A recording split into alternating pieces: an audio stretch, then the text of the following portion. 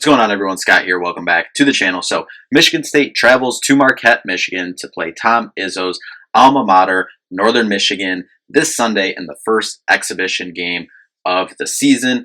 Game will be Sunday, as we said, at 1 o'clock on BTN.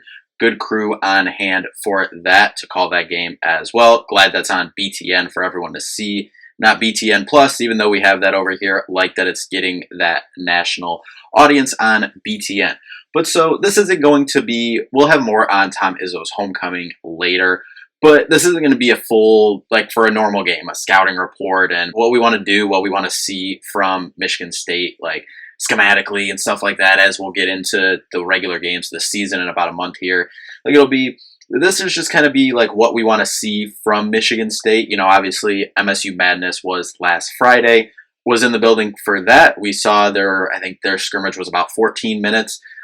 So gonna go off some from that, and then obviously from the Spain trip this summer as well, and then just overall what we want to see in terms of rotations, different guys making different plays. Like, yeah, it's still an exhibition. Yeah, it's still Northern Michigan, not like it'd be playing Kansas in a little less than a month now, but we're going to get into that. But first, if you could just hit that like and subscribe button down there for more MSU content. Obviously, MSU football is on a bye this week. Homecoming next week against Iowa. Huge game. MSU basketball slowly getting rolling. Got the exhibition game. Then a couple weeks, another exhibition game coming up too. And then we're rolling into the season. So a lot of MSU content on the channel going forward. But let's just jump right in. First thing, looking to see if that MSU Madness starting lineup is what they roll out here for this first exhibition game. Obviously, that's not saying, as we said, there's still about a little less than a month before the first actual game of the season. Who knows if this will be the actual starting lineup that rolls out there to kick off the season. But for MSU Madness, it was Jeremy Fears, Jaden Akins, Frankie Fiddler, Xavier Booker, and then Jackson Kohler was at the 5. Me personally, I love that lineup. We saw, if you watched any of the footage from the Spain trip this summer, Jackson Kohler played really well. He was the, hands down, easily the best center on the floor for Michigan State this summer.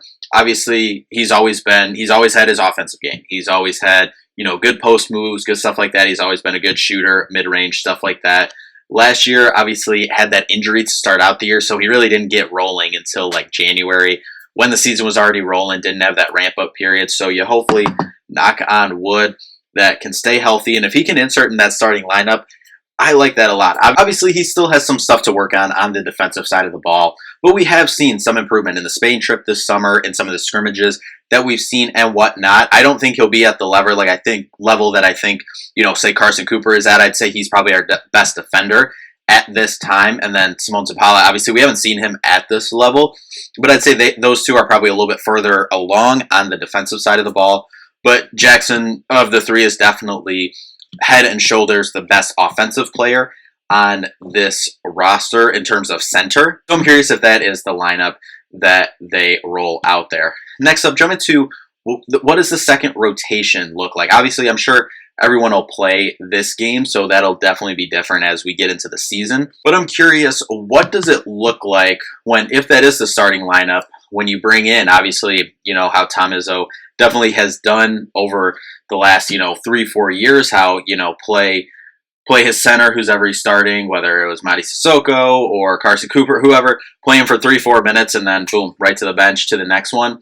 I'm curious though, and I've been saying this all summer, I know a lot of other people are in this camp as well, want to see Xavier Booker play the 5. We know it's kind of like Draymond in the NBA, and I'm not saying at all that they're the same player at all, or same archetypes even, but it's like Draymond can play the 5, and I think those are usually Golden State's best lineups.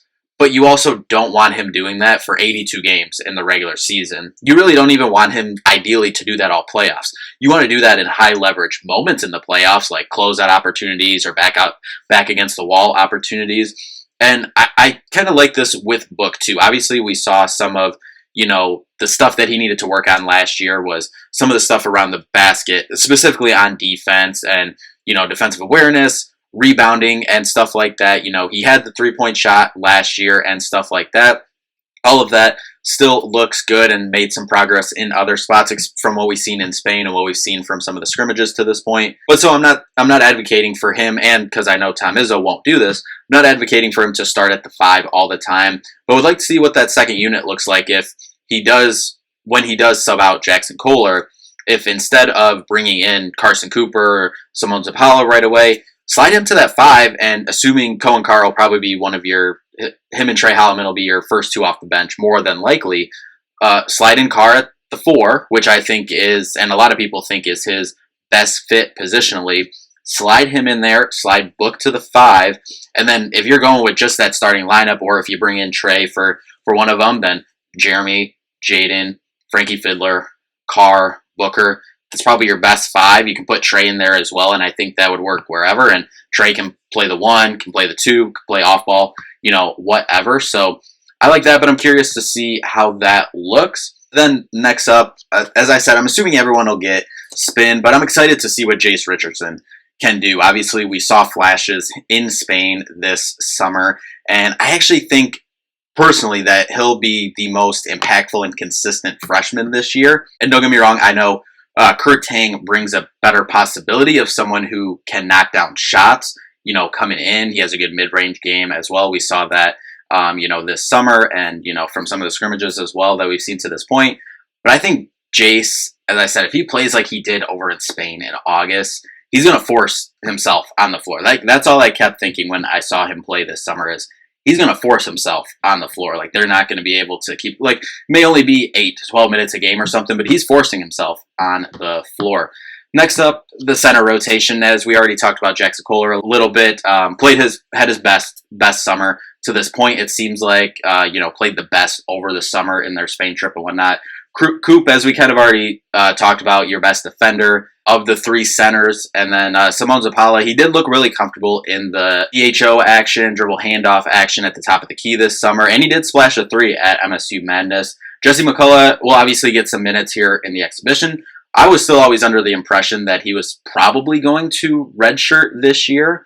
But who knows? If he shows you something in the exhibitions, you might not redshirt him. If you're playing him, if he can, maybe play that backup 4 position, if Carr is playing the 3, I don't know. It depends how that center rotation works out. I mean, for the last couple of years, that's been the consistent talking point for this roster, and I think it is one of the talking points again going into this year. And then next up, just Jaden Akins becoming more comfortable as the alpha, as the number 1 option on that team.